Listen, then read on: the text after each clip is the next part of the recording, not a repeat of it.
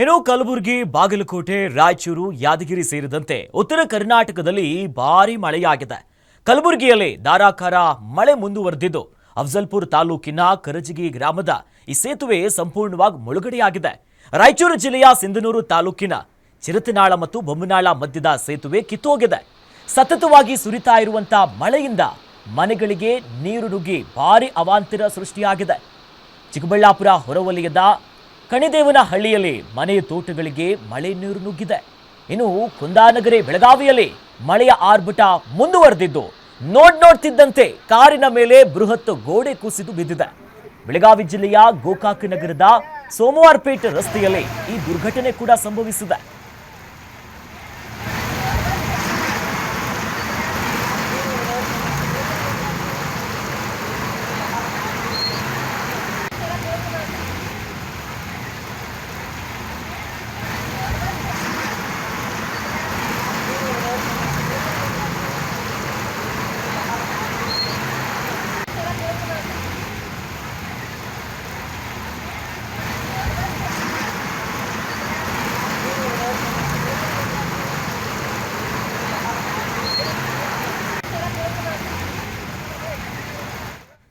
ಸದ್ಯ ಗಮನಿಸ್ತಾ ಇದ್ದೀವಿ ದೃಶ್ಯದಲ್ಲಿ ನೋಡಿ, ಕಲಬುರಗಿಯಲ್ಲಿ ಯಾವ ರೀತಿಯಾದಂತಹ ಮಳೆಯಾಗಿದೆ, ನಿರಂತರವಾಗಿ ಸಂಪೂರ್ಣವಾಗಿ ಜಲಾವೃತ ಆಗಿದೆ.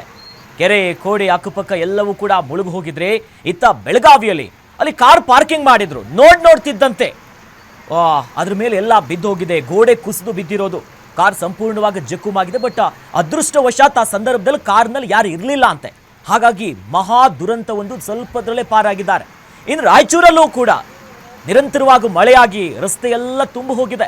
ಜನಜೀವನ ಸಂಪೂರ್ಣವಾಗಿ ಅಸ್ತವ್ಯಸ್ತ ಆಗಿದೆ. ಅಲ್ಲಿ ವಿಜಯಪುರದಲ್ಲೂ ಕೂಡ ನಿರಂತರವಾಗಿ ಮಳೆಯಾಗ್ತಿರೋದ್ರಿಂದ ಉತ್ತರ ಕರ್ನಾಟಕದ ಬಹುತೇಕ ಭಾಗದಲ್ಲಿ ಸತತವಾಗಿ ಮಳೆಯಾಗ್ತಿದೆ. ಇದರಿಂದ ಜನಜೀವನ ಸಮಸ್ಯೆ, ಮಳೆ ನೀರು ಮನೆಗೆ ನುಗ್ತಾ ಇದೆ, ರಸ್ತೆಗಳ ಸಂಪರ್ಕ ಕುಸಿದು ಹೋಗ್ತಾ ಇದೆ, ಮರಗಳು ಧರಶಾಯಿ ಆಗ್ತಿದೆ, ಇತ್ತ ಗೋಡೆ ಕುಸಿದು ಬೀಳುವಂತ ಎಲ್ಲ ಪ್ರಸಂಗಗಳಾಗ್ತಿದೆ. ಹಾಗಾಗಿ ಅಲ್ಲಿನ ಗ್ರಾಮಸ್ಥರು, ಮನೆಯವರೆಲ್ಲರೂ ಕೂಡ ಸಂಕಷ್ಟಕ್ಕೊಳಗಾಗಿದ್ದಾರೆ. ಹಿಂಗೆ ಮಳೆ ಬಂದರೆ ಹೆಂಗೆ ನೋಡಿ, ಬಾಗಲಕೋಟೆಯಲ್ಲಿ ನೋಡ್ತಿದ್ವಿ ನೋಡಿ, ಮಕ್ಕಳು ಕೂಡ ಆ ಶಾಲೆಯ ಆವರಣ ಅನ್ಸುತ್ತಲ್ಲಿ ಸಂಪೂರ್ಣವಾಗಿ ಮಳೆ ನೀರು ನಿಂತಿದೆ, ಓಡಾಡೋದಕ್ಕೂ ಕಷ್ಟ ಅವ್ರಿಗೆ.